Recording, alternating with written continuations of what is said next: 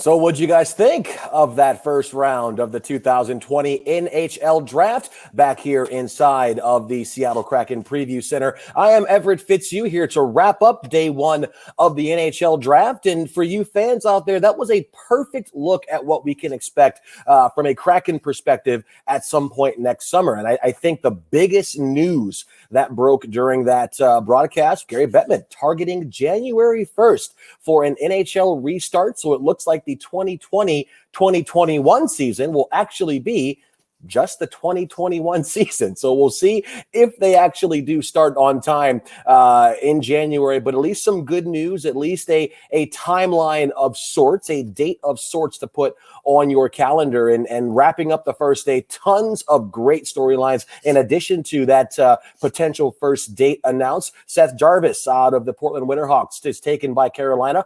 4 WHL players taken in total through that first round. We'll talk to Andy Eide, our Seattle hockey expert, coming up later on. Quentin Byfield becomes the highest drafted Black player in NHL history, selected second overall by the LA Kings. Tons of picks for teams like Calgary and Ottawa, who had multiple picks. Obviously, Alexis Lafreniere goes first overall, and I don't think that was unexpected. But what we were looking at was what was going to happen with the Detroit Red Wings at 4 and later in the draft. So we'll get thoughts on that as we roll along here in this final half hour. But I think the biggest piece of news that broke during the draft, your Seattle Storm are 2020 WNBA champions, as Aces were low today. The Storm all over the Vegas Aces 3-0 sweep, bringing home their 4th WNBA championship. So congratulations, ladies, on a phenomenal season down there in the bubble, and congratulations on yet another WNBA championship. If you add that with the Seahawks championship, hopefully a Kraken championship or 2, we might be able to call Seattle the city of champions, taking that away from Pittsburgh. You never know. So we're going to hear from, coming up later on, we're going to hear from Andy Eide, like I mentioned before. Seattle Kraken assistant general manager Ricky Olczyk will stop by to help us wrap up the show. But our first guest here in our final half hour will be Dave Softy Mahler from Sports Radio 950 KJR here in Seattle. And we're going to get his thoughts on all things Seattle here. Softy, first of all, thank you so much for joining us here this afternoon. I know you just got off the air, so I'll let you off here pretty easy. But I want to dive right in. And after watching that first round of the NHL Draft, your excitement level has to be even higher now for the Kraken to kick off here. I tell you what, man, I'm actually getting kind of nervous about this thing, because now it feels real, right? Now we know the next time there is a first round in the NHL Draft, the Seattle Kraken will be a part of it. And I've been sitting on this frost-brewed Coors Light, baby, all night long, getting ready to crack this thing open in honor of the Kraken return, Seattle hockey return to the NHL Draft. So, look, man, I've been here a long time. I've been in this town my whole life for 47 years, been with KJR for 26, and I've always felt like we deserve the best of what sports has to offer, whether NFL, NBA, baseball, the NHL, a PGA stop, a NASCAR stop, the whole thing. And the fact that we are now expanding our sports resume with the Kraken coming on board, and knowing that the next time the first round of the NHL Draft begins, that we will be a part of it as Kraken fans. I can't tell you how freaking fired up I am, Everett, for this, man. I cannot wait for next year to see what Ron Francis and the boys do in this first round and the entire draft next year. Talking to Dave Softy Mahler from KJR here on your virtual wrap-up for the 2020 NHL Draft, served up icy cold by Coors Light. And when talking, yes, thank you very much. When talking about this first year for the Seattle Kraken, obviously rivalries come to mind. And with Vancouver a couple hours up the road, tons of teams here in the division.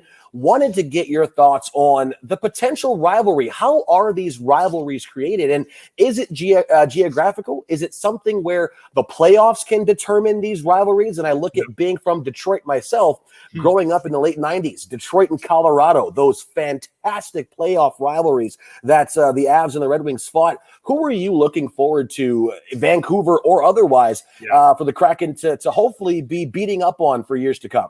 Well, I think there's a natural, obviously, connection with Vancouver.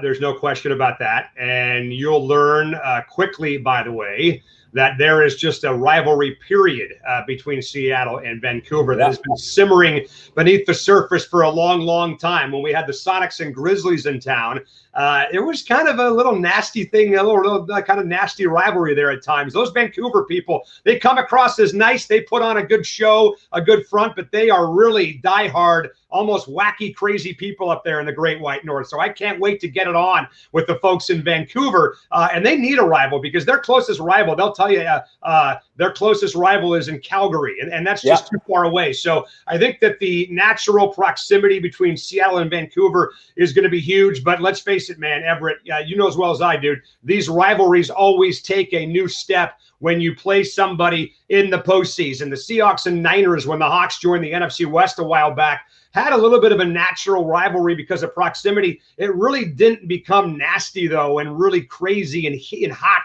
until the Seahawks and Niners met in the NFC Championship game in 2013. So I think as soon as the Kraken and the Canucks meet in the Stanley Cup playoffs and we crack them over the head and kick them out of the playoffs, that's when the rivalry kind of takes a new step. But I think Vegas, because of just the natural timing with both teams coming into the league at about the same time, kind of the same window. So there's no doubt that Vancouver and Vegas will have a big, big rivalry with Seattle. But like we said, that'll take a new step and a big one when these teams meet in the postseason. Dave Mahler joining us here for what appeared to be Kraken After Dark for a hot second. Yeah, exactly. Setting the mood here. And I want to set the mood for the Kraken expectations out of the gate. We were talking to Ian Furness earlier today, and he said that competitiveness, being a competitive team, that was the bar for this team. Do you agree when it comes to first year, knowing that you probably won't be able to replicate and duplicate what the Vegas Golden Knights did? What would be your success for the Kraken to have that first season? Well, it's funny that I've always thought that expecting what Vegas did is a little bit unfair of any franchise to have that high a bar. But I also think the NHL is setting it up so that you can have that type of success early on in your first year or two in the NHL. And we did a show before Dave Tippett took off to go coach Edmonton. He was with us on Tuesdays with Dave during the season, was hired, as you know, as an advisor to this team before he took off and got back into coaching. And we asked Dave Everett flat out on the air, is it fair to expect that same kind of success? And this is from a head coach who normally would want to maybe limit the expectation a little bit. And Dave said, absolutely, it's fair to expect that kind of success for a lot of reasons, most of which we just talked about. The NHL is giving you the platform to have that kind of success early. And I will also say this, I'm not sure if he's watching or not right now, but Todd Lewicki is a friend of ours, obviously, here in Seattle. Everything the guy touches, man, turns to gold. The guy shows up here and he hires Pete Carroll, and in year number one establishes a culture that gets them to the postseason in his first year as the head coach of the Seahawks. And 3 years later, obviously, they're Super Bowl champions. So I think Todd knows how to do this. Todd knows what buttons to push to make sure that this team is successful right out of the gate. And let's face it, man, there's a lot of competition in this town for the sports dollar. When this team starts up, you're going to have Seahawk football. You're going to have Washington Husky football. You're going to have T-Bird hockey, Silvertip hockey, Washington Husky basketball, things like that. So you got to win in this town to convince fans to show up and support you. They know how important that is. Yes, they'll have fans right out of the gate because it's a novelty. They got a bunch of fans on the waiting list. We've already seen what the season ticket list looks like so far, of which, by the way, I am a fired up fan to be a part of that for sure. But I think Todd Lewicki is the perfect choice to lead this team because he knows exactly what buttons to push to get this thing going right out of the gate. I could not agree with you more. And I remember my hiring process. I was fired up in my first interview. So I completely agree with you there. Last one before we let you go, being the Seattle sports expert that you are. Seattle has had tons of great first-round draft picks. You look at Russell Wilson for the Seahawks. You look at Griffey and A-Rod for the Mariners. Gary Payton, Sean Kemp, of course, for the Sonics. What does it take to be a legendary Seattle sports figure? And what would you like to see from the Kraken's first draft pick? Well, what I'd like to see is somebody who is committed to the 206, and that means committed to Seattle. And I'll give you an example of a guy that was like that. Felix Hernandez, obviously from Venezuela, came here to Seattle. Didn't know a lot about him, obviously, but he became a diehard 206 fan. He was Seattle Everett through and through. Yeah. Had chances to take off and go play for maybe bigger franchises in bigger cities, bigger cities like the Yankees, but turned it down. Had that famous press conference where he's crying about how passionate he is about winning a World Series in Seattle. So whoever that guy is obviously going to make history as the very first draft pick in Kraken history. I want that guy to be bought into everything this franchise is all about and everything our city is all about. And the goal would be to draft somebody overall with a top 5 pick, obviously, in next year's draft, that is going to be here for 10 to 15 years and make Seattle home and stay here and be a part of this when his career is over. So you just want a guy who's committed, and they're going to spend the next year or so, obviously, scouring everything, every small outpost in hockey, the WHL, from Medicine Hat to Everett to, Saskatoon to Edmonton to Ontario, finding every rock they can find to flip it over. So I love that these guys are, going to spend as much time as they are looking for that first member of the Kraken roster, because whoever that guy is, man, he's going to be a part of history. He's going to be bought in, and he's going to obviously exemplify everything the Kraken are going to be all about. And you know what? If he ends up playing well, he's going to be a hero. He's going to be a hero to a lot of people in this town. We have not had an NHL draft pick in 103 years in this town, and that guy is going to be number one. So I can't wait to see who it is. Dave Mahler fired up. I'm fired up. My goosebumps. Let's go, baby. Let's go. The countdown is on, baby. The countdown is on. Softy, thank you so much for taking the time, man. Enjoy that Coors Light. Have one for me. Yes, sir. And we'll be talking to you down the road. Thanks, man. You got it, man. Go Kraken. See you guys. All right, that was Dave Mahler from Sports Radio KJR 950 here in Seattle. Love the passion there, and I think he said it best when you're looking for that first Kraken draft pick, what you can expect from them and how you expect them to live in the city. So really excited to get words from him, and I'm really excited now to welcome back in Andy Eide. I told you weren't done. Welcome back for another segment. Our Seattle hockey writer, insider, jack of all hockey trades here in the Emerald City. Andy, thanks so much for sticking around and joining us. How's it going? Thanks. Pretty good. I have to follow that act. That's going to be tough. I just have a bottle of water here with me, but I'll try to bring the same energy that Softy did. Hey, you and me both, brother. You're showing me up on my own show. Appreciate that. So having just watched that first round of the NHL draft, now that these guys have been drafted, what are your thoughts on what we just saw? We saw Seth Jarvis go from Portland. That's kind of our closest in terms of distance to Seattle. But you had 4 players overall from the Western Hockey League. You had Caden Gooley from Prince Albert, Braden Schneider from Brandon, and Jake Neighbors from Edmonton going to Montreal, New York Rangers, and St. Louis, respectively. Give us your thoughts on that first round. I know you're the WHL expert, but maybe talk a little bit about some of those OHL, some of those QMJHL guys who win as well. Yeah, overall, I didn't think there were too many shocks. Seth Jarvis being the first WHL player was a little bit of a surprise. I would have gone with Caden Gooley if I were asked. But the big question going in was obviously that number 2 pick. What would Los Angeles do? Would they take Tim Stützle out of Germany, or would they go with Quentin Byfield? You talked about it. They ended up going with Byfield. Then, of course, Stützle went number 3.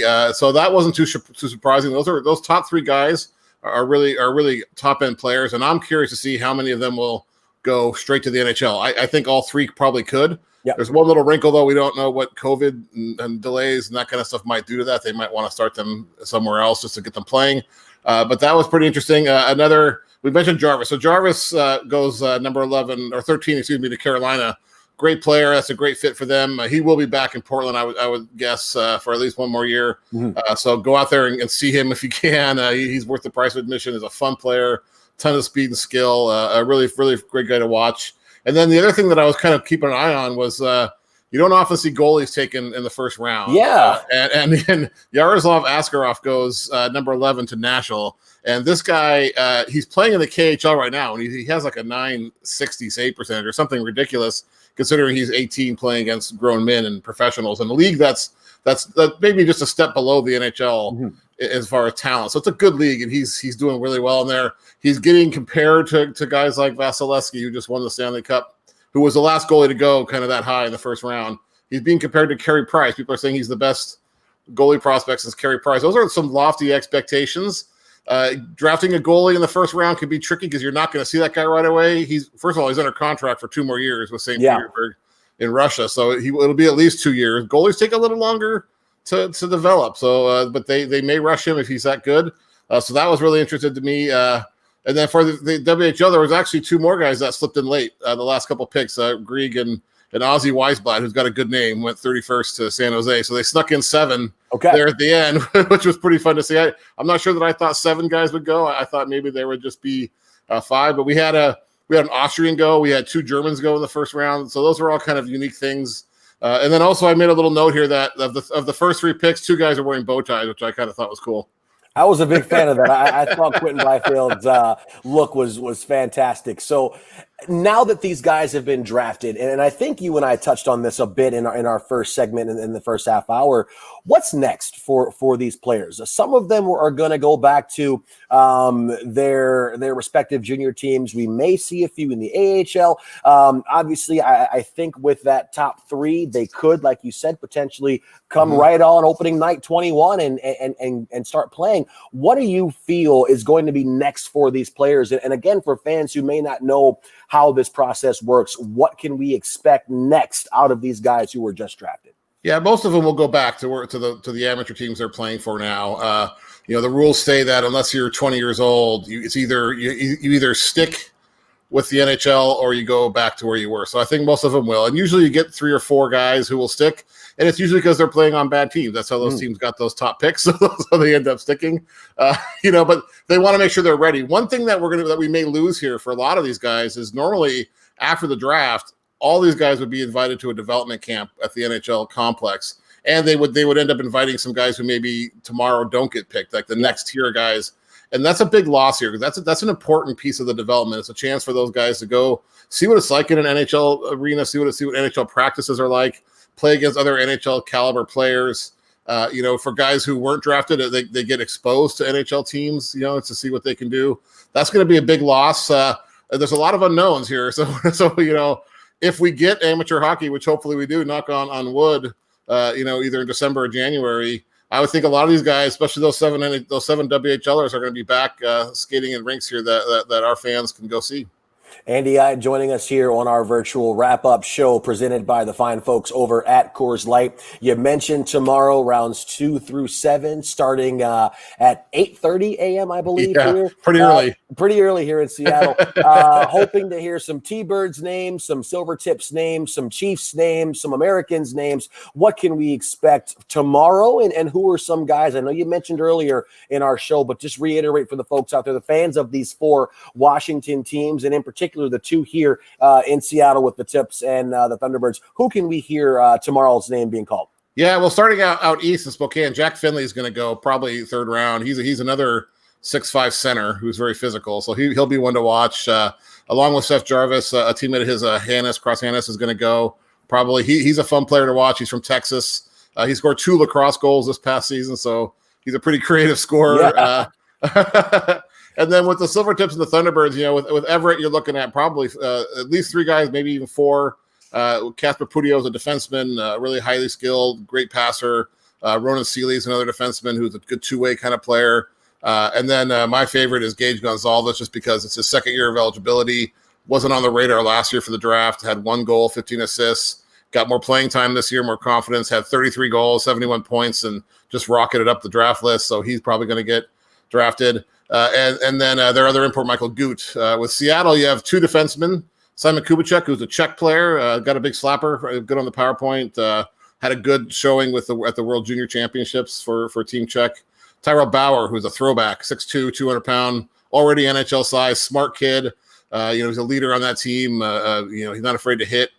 And then another guy, kind of like Gonzalez, Matt Rempe, 6'8" center, 6'8", plays center, not defense, plays center. Got the reach, got the size. He's added muscle, but he can skate. He's fast. He has skill. He's not just a big body. He's ready to go. I talked to him earlier tonight.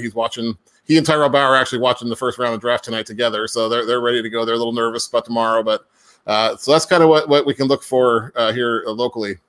I was going to say some of those guys should be suiting up in the paint for the Lakers and the Clippers, not necessarily playing in the NHL. Real quick, sticking with that line of thinking there, very few Zdeno Charas in the NHL.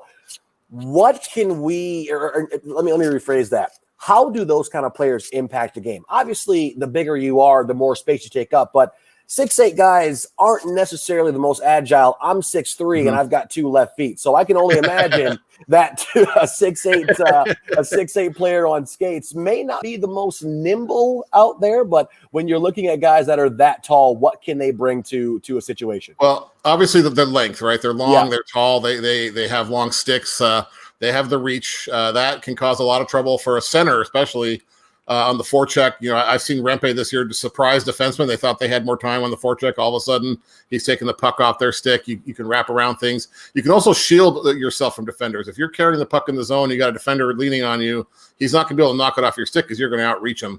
And then there's the size. Both Finley and Spokane and Rempe are not just tall, they're big, and they're not afraid to throw the body. Those can be scary things coming down you down the ice on the boards.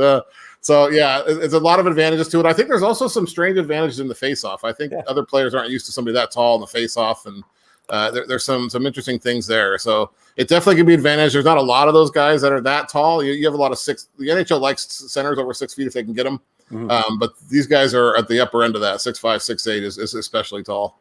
Well, Andy, tons to look forward to, obviously, in the upcoming year with these guys. And I know that you will be back with us when we look to preview the Kraken's turn in the draft coming up here in a few months, hopefully, as Kraken After Dark returns. Andy Eide, check him out on the Sound of Hockey podcast here at SeattleKraken.com, has been contributing to us as well as NHL.com. Andy, thanks so much for your time, man. We really appreciate it. My pleasure. Talk to you later. See ya. So that was Andy Eide from the Sound of Hockey here in Seattle. And what's next after the draft is over? Obviously, you've got rounds 2 through 7 coming up tomorrow. But after that, you've got free agency coming up. A lot of players that have already either been bought out, players that are expecting to either re-sign or go somewhere else. You're going to have different classifications, your UFAs, your RFAs. We'll get into all of that with Rick Olczyk in a bit. But when it comes to the Seattle Kraken, you're going to have the expansion draft coming up here soon. You're going to also have Kraken free agency. You're going to also have our first picks of the 2021 NHL entry draft. And if you missed the draft right off the top of the show, Gary Bettman did say that he hopes to have the season underway by January 1st. He didn't say in what capacity that season would be starting. Would it be with the Winter Classic? Could it be just a normal slate of games? We don't know the specifics, but January 1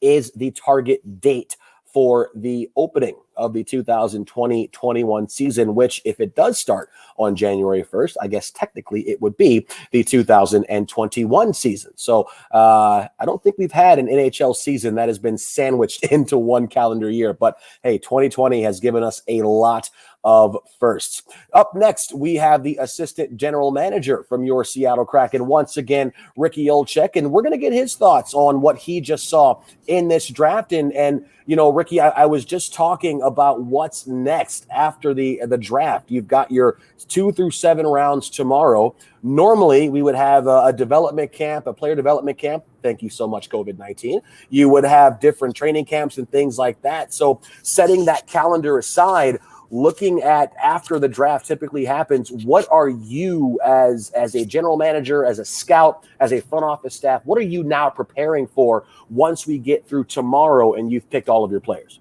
Everett, good to be back with you again here. It's been an exciting evening here with the first round. It's always an exciting day, and you can see the emotion there with the draft. I mean, it's wonderful. I mean, a couple things, if I may highlight just with the draft. I mean, you see that, you know, case in point, you had little things to note. Last year, you had 11 Americans that were taken in the first round. This year, you had 2. 2 things that kind of stood out for me. We had the 2 trades. Calgary moved down 5 positions to acquire 2 third-round picks. So good gathering of assets by the general manager, Brad Treliving and crew. And then again, I think a couple of the two poignant moments to me, and it just shows about the emotion and how real this is and what it means to the individual players, their families, their supporters, their friends, their coaches, their teachers, etc. First and foremost, the fabulous indication by Mr. Chipman, Mark Chipman of the Winnipeg Jets owner, allowing Mrs. Howardchuk to give a to announce their pick, happened to be the 10th pick for the Winnipeg Jets in honor of their the number 10, great Dale Howardchuk, God rest his soul, who lost his battle with cancer. And then again, to close out the draft with Ozzie Weisblatt and the San Jose Sharks and the young Doug Wilson Jr., Director of Amateur Scouting, signing for his mother, who's deaf. And she was able to, you saw and felt that emotion that she can understand, and if you will, and not to be lack of better words, but to hear and understand what was going on. And it was just so moving to me personally, and to see that emotion, true emotion. So that's excitement about the draft. From our perspective, obviously, we're excited about getting going here, as you indicated, Everett, about the expansion draft coming up.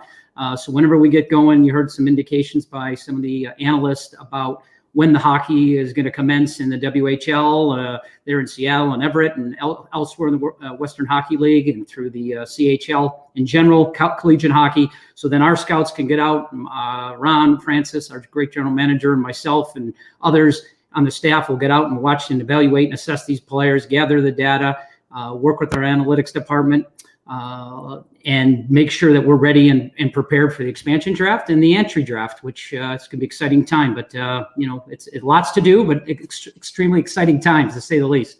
And I understand the fans out there are growing impatient, as we can see in the live chat. By the way, please submit some questions if you guys have some. The fans can be a bit impatient, and rightfully so. I mean, this has been a long time coming for the Kraken and hockey returning to Seattle. You look at free agency coming up, and I think that those are big questions.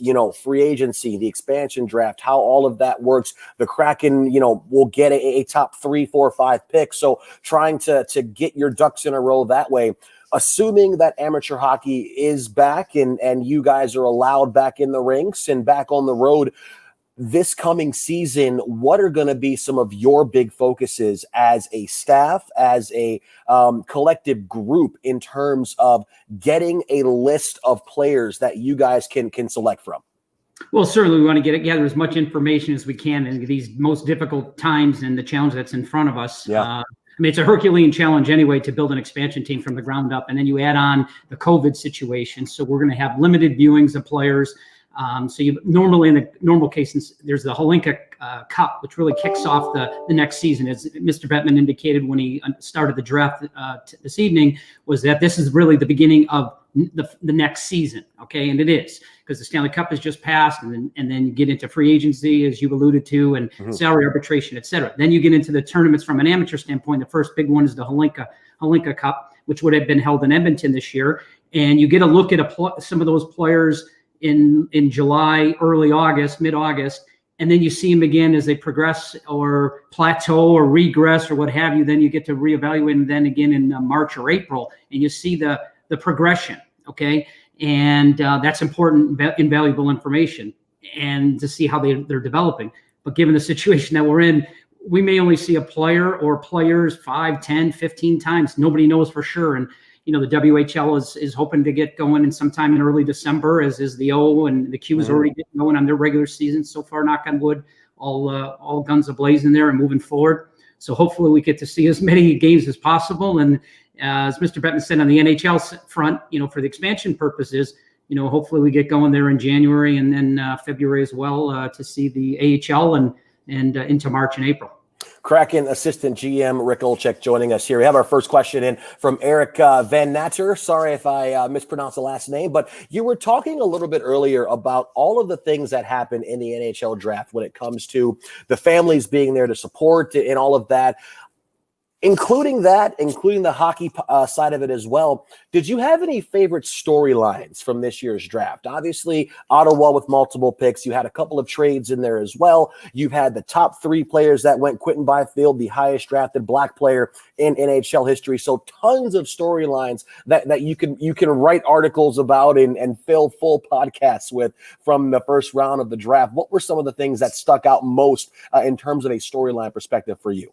Well, I think first and foremost, I think it was just because it was different than what we've normally done for the last, I think, since 1980. I think that's when we started the draft, as we do have in place today. And again, unfortunately, with the COVID situation upon our world, that was impossible to do.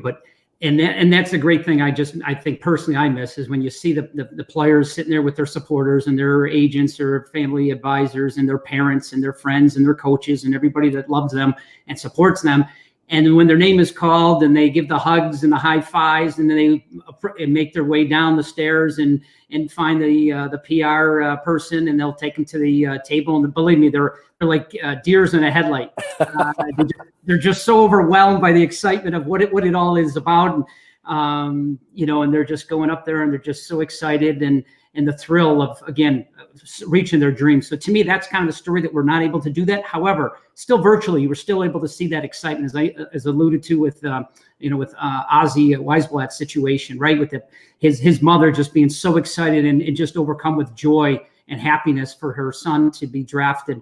So I think, again, it's that emotion that's so important, pivotal. You mentioned some of the stories, again, with Byfield being the top prospect now, black in draft history. It's an amazing feat, exceeding Seth Jones, the tremendous defenseman, in Columbus, and then Evander Kane as well, who went fourth each. So that was a big night for that. And again, just a couple trades, more of a positional from Calgary, trying to be aggressive. I'm looking probably more to some trades tomorrow.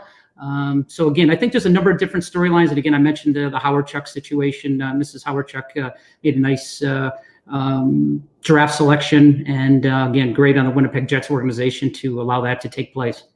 Couple more questions for you. We have one more fan question that just came in, and I don't know how much you can maybe speak to this, but given all of the salary cap restrictions in the coming years, are the Kraken willing to spend that cap in year one, knowing that, this team wants to be able to put as competitive of a team out there? You look at the expansion draft coming up, the free agency pieces as well. When you look at from that standpoint, is this team comfortable with that process moving? Well, again, as you indicated, that the cap's going to be flat for the next couple of years, it appears. So possibly there's going to be some opportunities for us to take advantage, work with other teams, and utilize that cap space that we're going to hopefully have at that time. But we want to make sure, cap space is only good as if you use it in the right way. If you get true value for your dollars, right? You just don't want to spend to the cap and not get, full best value as you can. And so you just want to make sure that you're ready, you're prepared, you have a little bit of space if you feel you need to make a move. But I know we got the blessing of ownership, our great ownership group, to do so. But we're going to do it in a right, very stringent fashion to make sure we put the best club on the ice to win the game. That's the whole objective. Absolutely. And one more question for you here. We've got about a minute or so left. Wanted to get your thoughts on how the rest of the Pacific Division did. These are going to be teams that you're going to be battling with, and you may be seeing, we as a city, as an organization, as a fan base, may be seeing a lot of these players coming into Climate Pledge Arena over the next 5, 10, 15, 20 years. Who knows? Who are some of the teams in this division that you feel had the biggest and best first rounds? Well, again, the first, when you draft a young player at 19 years old, there was a player that came in who was not drafted and then got drafted this year again, the second time around in his draft. It takes time. These players are going to go through a maturation process, not only from a physical standpoint. We mentioned Byfield. Okay, so Byfield's he's a big frame. He's a big kid, over 6'2". He's going to put on another 15, 20 pounds of muscle, and he's going to be a scary. man. Okay? That is scary. Okay, to try to stop that. Okay, stop him coming down the ice in a full head of steam. And that's what happens. It's going to take time. It's not only the physical aspect. It's also about the emotional and the psychological, about dealing with travel, staying in hotels, going to different locker rooms every day. It's all that. How to respond and react on the road around veteran players, around rookie players. They're going to have ups and downs. They're going to have peaks and valleys in terms of how they're going to progress. So it's going to take some time. So today is a nice little snapshot in time. I think we got the projections are good on these kids. It's going to see what happens now when they go back to the respective organizations, how they're going to develop, how they're going to mature, the type of resources that's going to be at their disposal. And then eventually they're going to play in the National Hockey League. And And hopefully our Kraken organization will be ready to take them on as best we can and take on the fight. But we're really looking forward to entering the National Hockey League in the near future as an official 32nd franchise. Kraken assistant GM Ricky Olczyk, thank you so much for kicking around and hanging out with us here on our virtual post show presented by Coors Light. Have fun with that 8:30 wake-up call tomorrow and watching rounds 2 through 7. And I know this will not be the last time that you and I speak on matters involving player personnel. So thank you so much, and we'll talk once again down the road. My pleasure, Everett. Anytime, 24/7 is always a good time to talk hockey, especially National Hockey League. So it's all good. Absolutely. Thank you so much, Ricky.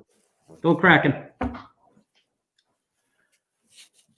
So that was assistant GM Ricky Olczyk from your Seattle Kraken, wrapping up our virtual post show. And again, that was just a small taste of what you Kraken fans can expect in the coming months as this team gets set to take the ice for the 21-22 season. You heard Gary Bettman say that target date for the NHL 2021 season will be January 1st. And earlier this week, we were talking in a staff meeting here, and Ron Francis brought up that it's crazy that a year from today, potentially, we could be in week 1 of the NHL season. The Kraken, who knows, tonight, next year, this time next year, could be the Kraken season opener or home opener. Who knows? We are that close to hockey. So we're going to wrap this up. But before we go, a couple thank yous that we want to send out. Obviously, the fine folks over at Coors Light serving up a very frosty and delicious virtual pre and post show. Want to thank